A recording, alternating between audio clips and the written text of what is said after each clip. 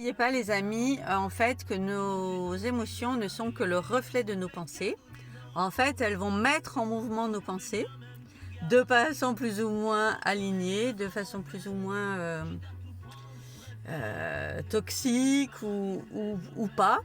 Et en fait, c'est ça qui va déterminer notre vibration. Et c'est selon cette vibration en fait qu'on va manifester. Donc du bon ou du mauvais. En fait, tout part de nous. Donc n'oubliez pas que dans la manifestation, le point de départ, c'est quoi? C'est notre vibration. Et notre vibration, c'est quoi? C'est nos pensées, c'est nos émotions.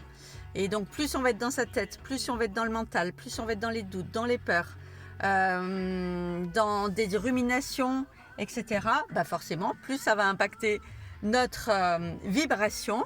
Et plus on va attirer à soi ce qu'on vibre. Hein, voilà, c'est dans ce sens.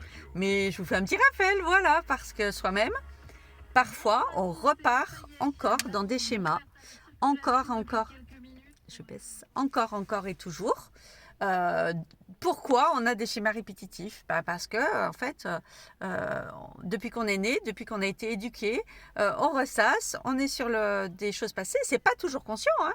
Il y a des gens qui pensent ne pas du tout être liés à leur passé. Mais en fait, ça n'empêche pas qu'ils ont quand même intégré, de par leur éducation et du coup de par leur schéma, des fois de défense, en fait, hein, des fois c'est des schémas d'attachement, de fuite, de défense, de survie.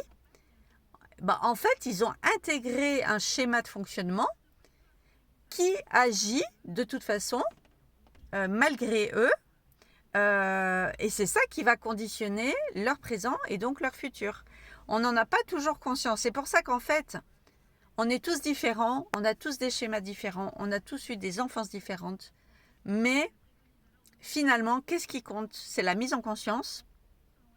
Prendre conscience en fait que c'est notre état, notre éducation, notre enfance, la relation avec nos parents, nos grands-parents et même toute notre lignée et les traumas qu'on a peut-être eus, si qu'on s'en souvienne ou pas dans l'enfance, c'est ça qui conditionne forcément notre présent, nos actions, notre mise en action, notre vibration chaque jour, de comment on vit, comment on dort, comment on aime, comment on réagit à la relation aux autres, comment on expérimente la vie.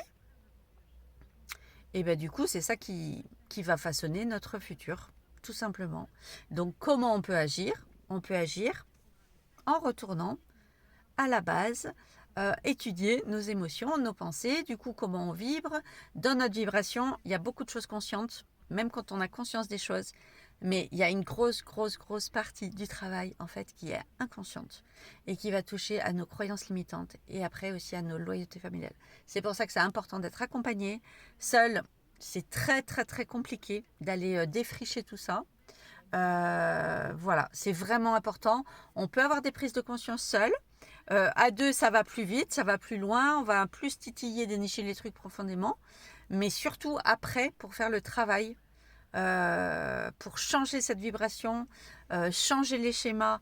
Et c'est bien d'aller voir tout ce qui est inconscient parce que c'est la plus grosse partie, en fait. C'est l'inconscient.